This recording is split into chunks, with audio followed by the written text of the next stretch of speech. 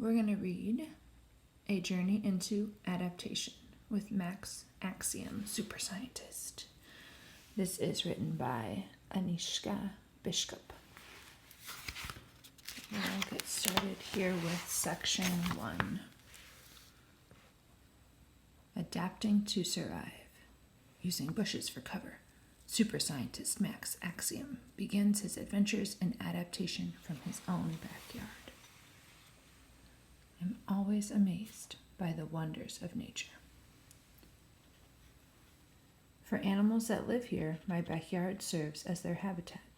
It provides the food, water, and shelter they need to survive.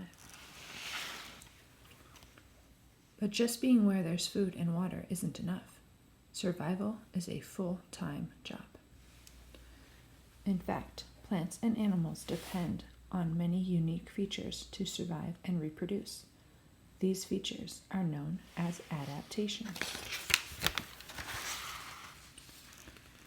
A hawk has many adaptations that help it survive. Like most birds, it can fly. Its wings are an adaptation for flight. But wings are not this hawk's only adaptation. Its feathers also help it fly and stay warm. Its excellent eyesight, sharp claws, and curved beak help the hawk catch and kill the small animals it eats. Together, all of these adaptations help the hawk survive its habitat. All right, I skipped ahead to section 3, physical adaptations. The body features are physical adaptations of plants and animals, often relate to the environments they live in. For example, a camel's hump is an adaptation for desert life. When food and water are scarce, the camel uses fat stored in its hump for energy. The camel's long eyelashes and fuzzy ear hair protect its eyes and ears from blowing sand. Plants also cope with dry desert conditions. Since plants lose water through their leaves, the creosote bush has adapted. Its plants have a waxy coating to help the plant hold water. In many cases, plants lack leaves altogether. The barrel cactus stores water in its fleshy stem.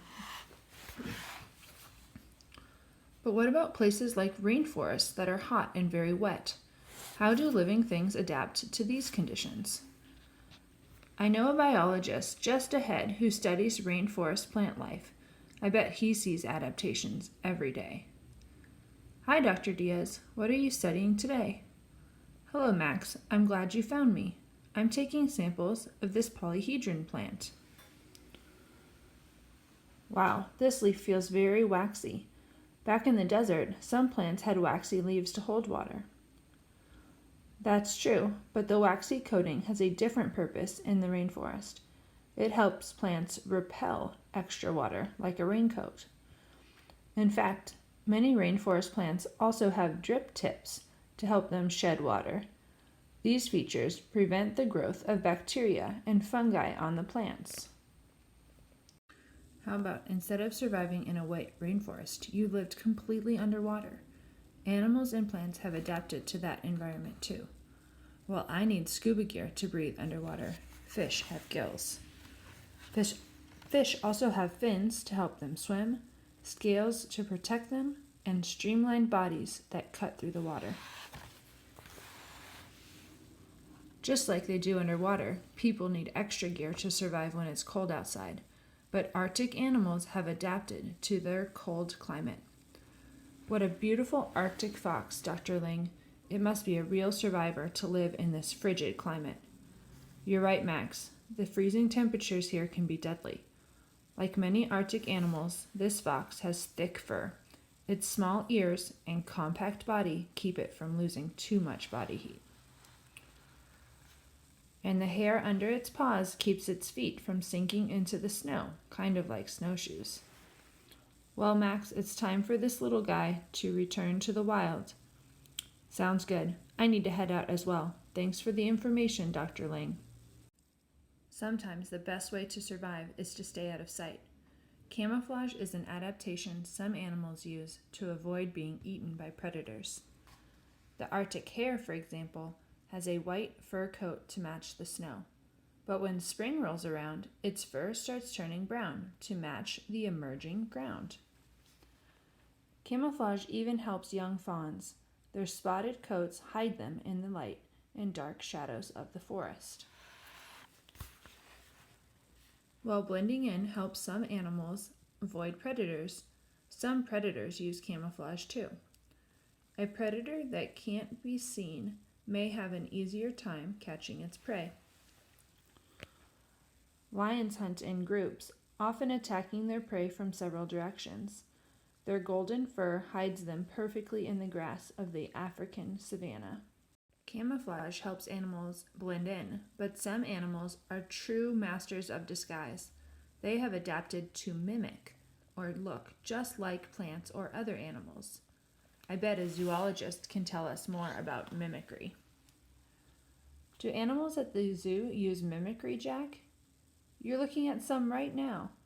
Can you spot the 5 tawny frogmouths perched in that tree? Amazing!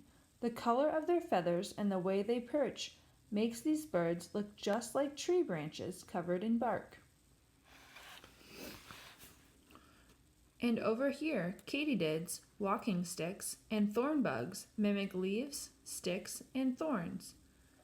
Mimicking plants is a great way for animals to hide from predators. That's true, but it's not the only type of mimicry. Follow me to the reptile house. This milk snake is harmless, but it wears the same colors as the venomous coral snake. The milk snake is an example of how some harmless animals imitate harmful animals to warn predators away. All right, on to section 4, behavioral adaptations. Adaptations are not only about physical features. The way animals behave helps them survive too.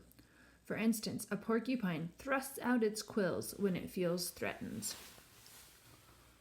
The hognose snake becomes a great actor when threatened.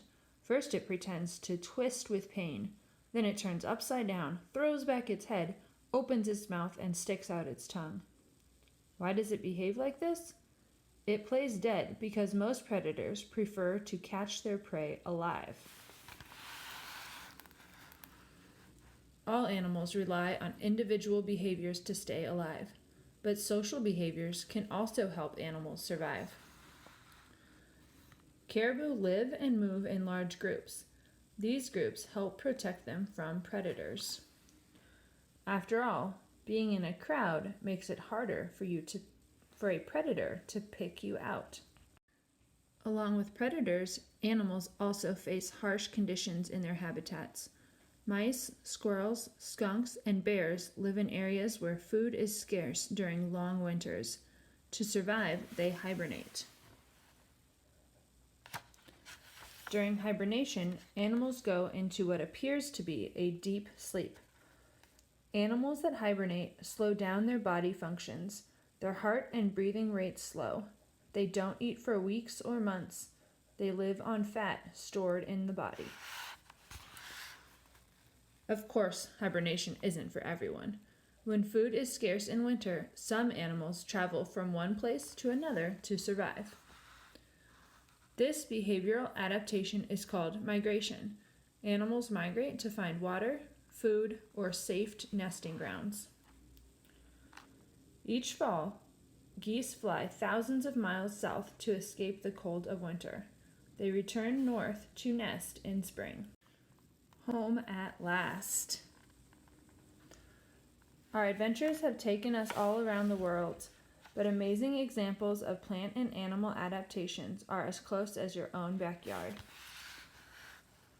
A rosebush's thorns protect its stems from being eaten.